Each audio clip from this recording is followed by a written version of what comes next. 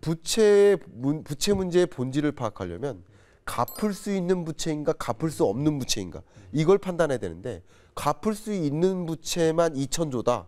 뭐가 문제입니까? 왜 문제라고 하는 거죠? 갚을 수 있는데요?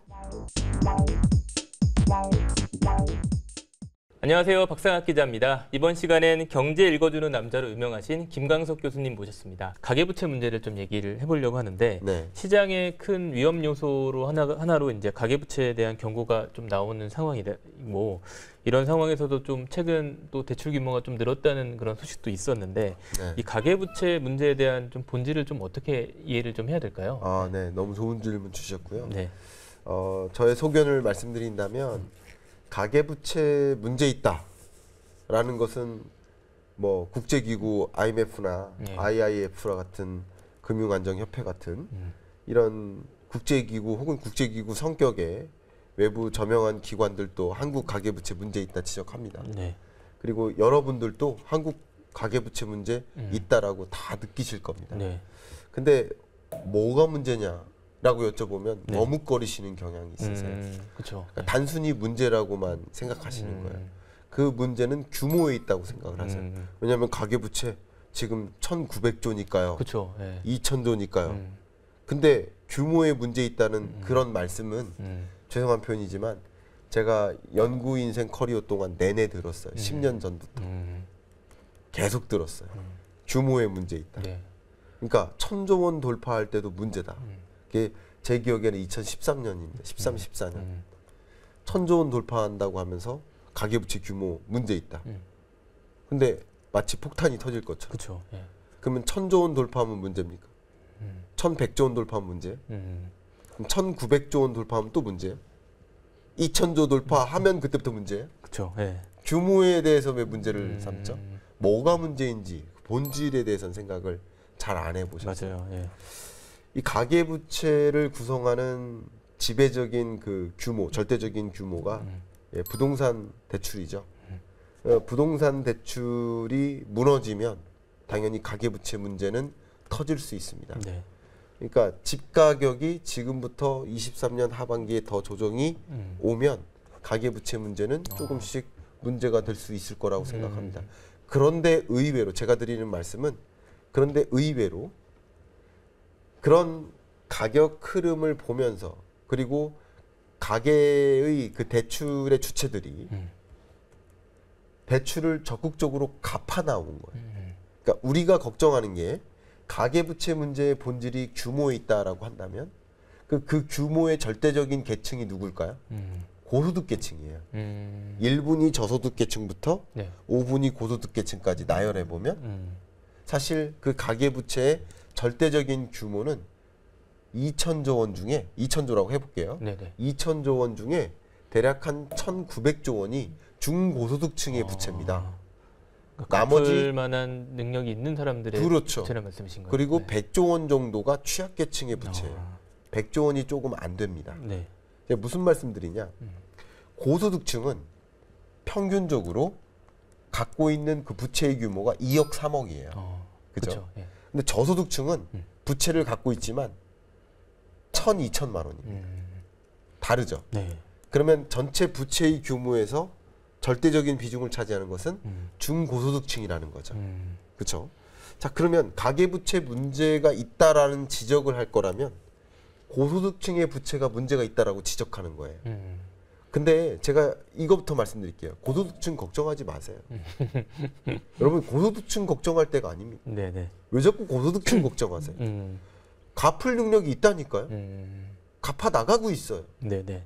그것을 확인할 수 있는 절대적인 지표가 채무상환 비율입니다. DSR이라고 합니다. 네네. 이 DSR의 개념은 분모의 가처분 소득을 놓으시면 됩니다. 기자님의 가구 소득이 있잖아요. 네네. 그 가구 소득을 합산해서 분모에 놓으세요. 그리고 매월 갚고 있는 원금과 이자액이 있을 거예요. 그걸 합해서 원리금 상환액이라고 하죠. 네. 그러면 분모의 소득, 분자의 원리금 상환액. 예를 들면 월 가처분 소득이 가구당 1,000만 원이다. 근데 분자의 원금과 이자 상환액이 예를 들어서 원금은 150만 원씩 갚고 네. 이자는 50만 원 갚는다. 그러면 200만 원이 원리금 상환액이죠. 맞죠? 계산하면 이게 DSR이 몇 %입니까? 20%잖아요. 그게 DSR입니다. 근데 이 DSR이 높으면 고위험군이에요. 네네. 40%를 초과하면. 그러니까 누가 40%를 초과할까요? 1, 2분위 저소득층입니다. 그리고 1, 2분위 저소득층은 원래부터 40%를 초과했었는데 네. 더 올라갔어요. 결국 소득이 뒷받침이 안 되고 네. 쪼들리고 생계형 대출인 거예요. 부동산 대출이 아니에요. 근데 고소득층의 경우에는 채무상환 비율이 오히려 떨어졌습니다. 빚을 갚아 나갔다는 뜻이에요. 네. 금리가 오르네, 빚 갚아버려. 이렇게 의사결정한 거예요. 그리고 집을 정리해요. 그러니까 그런 과정에서 22년 집값이 떨어진 겁니다. 네. 그러니까 고소득층 걱정하지 마시라. 빚 갚을 능력이 있는 거예요. 그러니까 부채 문제의 본질을 파악하려면 갚을 수 있는 부채인가 갚을 수 없는 부채인가 이걸 판단해야 되는데 갚을 수 있는 부채만 2,000조다. 뭐가 문제입니까? 그럼 왜 문제라고 하는 거죠? 갚을 수 있는데요. 빌 게이츠가 그렇죠. 예를 들어서 뭐 몇 천조의 부채를 갖고 있어. 네. 걱정되십니까? 안 되죠. 갚을 수 네. 있대잖아요. 왜 자꾸 걱정하시는 거예요? 근데 500만 원 빚졌어요. 학생이, 대학생이. 네. 500만 원 빚졌어요. 못 갚을 것 같아요. 그거 걱정해 줘야죠. 빚의 규모를 가지고 부채의 문제에 있다라고 해버리면 네네. 본질을 흐트리는 거예요. 근데 지금 이렇게 분석을 해보면 네. 누구의 문제냐? 100조의 문제고 그 100조는 취약계층의 부채예요. 그걸 우리는 취약차주라고 합니다. 취약차주의 정의는 첫 번째 조건이 다중채무자여야 돼요. 예를 들면 주택담보대출도 있어요. 네. 신용대출도 있어요. 또 마이너스 통장도 있어요. 카드 대출도 있어요. 이렇게 세 건 이상의 대출을 가지고 있다. 그럼 다중채무자입니다. 그리고 다중채무자이면서 두 번째 조건이 있는데요. 두 번째 조건은 취약차주의 정의를 말씀드린 겁니다. 두 번째 한 가지 기준은 신용 등급이 저신용 등급이어야 돼요. 1등급부터 10등급까지 있으면 저신용 등급, 8, 9, 10등급 저신용 등급이죠. 네. 혹은 저소득계층 1분위부터 10분위까지 소득 수준별로 쭉 나열하면 소득 수준 가장 낮은 계층이 1, 2, 3분이거든요. 자, 이게 저소득계층입니다. 자, 그럼 말씀드리면 이런 거예요. 다중채무자이면서 저소득층이거나 혹은 다중채무자이면서 저신용 등급인 이런 계층을 취약차주라고 합니다. 취약차주는 다시 말하면 빚을 변제하지 못할 가능성이 높은 계층. 네. 이들이 짊어지고 있는 부채의 규모가 5, 6% 정도 돼요. 아까 말씀 나누신 2,000조에 해당되는 네. 부채 규모에서. 그래서 제가 100조라고 한 겁니다. 그러니까 2,000조의 문제가 아니라 고소득층이 짊어진 2,000조의 문제가 아니라 저소득층이 짊어진 100조의 문제다. 라고 말씀드린 것이고 네네네. 결국 이들의 빚은 신용등급도 낮기 때문에 은행에서 대출을 못 받아요. 네. 그럼 2금융권, 3금융권으로 가요. 그러니까 이자 상환 부담의 허덕입니다. 그러니까 부채 문제의 본질은 이것이고 제가 가계부채 문제 있다라고 합니다. 제 유튜브에서도 네네. 있다. 그리고 부동산 가격은 상승 반전한다라고 얘기하면 이 두 가지가 상충되는 거 아닙니까? 근데 지금 말씀 들어보니까 네네. 상충됩니까? 그렇죠. 그럼 별개의 문제네. 별개의 문제라는 거죠. 가계부채 문제 있는 거 맞아요. 그러나 그 문제의 본질은 저소득층의 부채인 거고 고소득층의 문제가 아닌 거고 제발 고소득층 걱정하지 마십시오. 알아서 잘 먹고 잘 살고 잘 투자하고 네. 먼저 지금 반등하는 지점에 매물 알아보고 그리고 금리 올라갈 때는 빨리 변제하고 충분히 움직입니다. 고소득층 걱정하지 마세요. 네네. 가계부채 문제 있다라고 오해하시는 분들은 고소득층의 부채가 문제 있다고 시인하는 거가 되거든요. 네. 그거 아닙니다. 마지막 주제로 좀 분양시장 얘기를 좀 해보면 좋을 것 같습니다. 네. 지금 뭐 분양시장도 지역마다 좀 양극화 현상이 나타나고 있는 것도 현실인데 네. 어떻게 좀 전망하고 계시나요? 지금 미분양 주택 건수가 어쨌든 정점 찍고 해소되고 있는 흐름인 건 확실합니다. 네. 제가 그러니까 작년 22년 10월에도 23년 경제전망서를 낼 때 명확히 그렇게 말씀드렸죠. 23년 중반을 지점으로 해서 미분양 주택 건수가 해소될 수 있고 그리고 미분 주택 건수가 위험 구간을 6만 5천 호 정도로 둡니다. 네. 그러니까 6만 5천 호 지점에 오거나 그 밑으로 내려가는 지점, 그런 지점이 매매 가격 등락률이 상승 반전하는 지점과 만날 것이라고 저는 해석을 했습니다. 지금도 그 생각에는 변함이 없고요. 네. 근데 그런 지점이 거의 온 거죠. 예.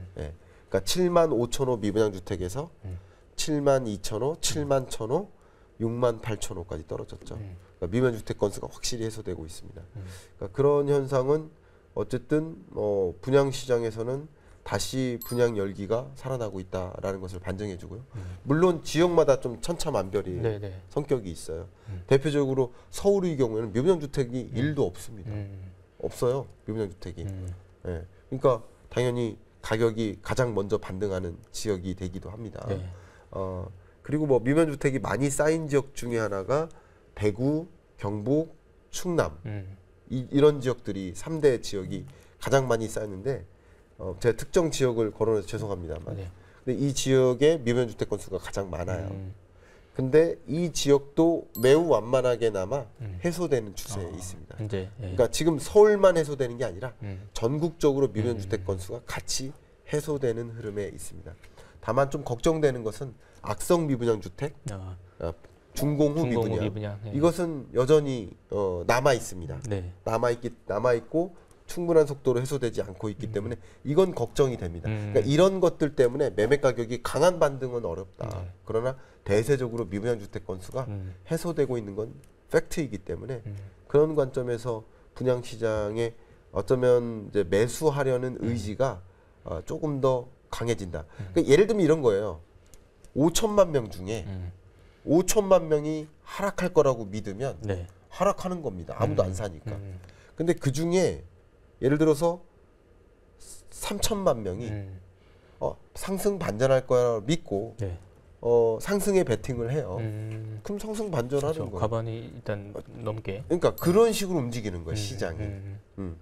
그런 관점에서 매수세가 다시 플러스로 반등하는 흐름, 이런 것들이 미분 주택 건수가 다소 해소되는 추이를 계속 가져갈 것으로 생각을 합니다. 분양가가 이 분양 시장에서는 좀 계속적으로 어떤 방향으로 좀 나타날 거라고 보시나요? 네. 22년, 23년에 주택 가격이 조정된 이 흐름은 네. 생각보다 많이 조정된 거예요. 이게 무슨 말이냐? 집값만 놓고 등락률을 계산하면 당연히 20년, 21년에 폭등했고 네. 22년, 23년에 그렇게 조정 안 됐다고 생각할 수 있잖아요. 그렇죠. 네. 근데 물가 상승률을 감안하면 네. 사실은 이것은 굉장히 많이 조정된 거예요.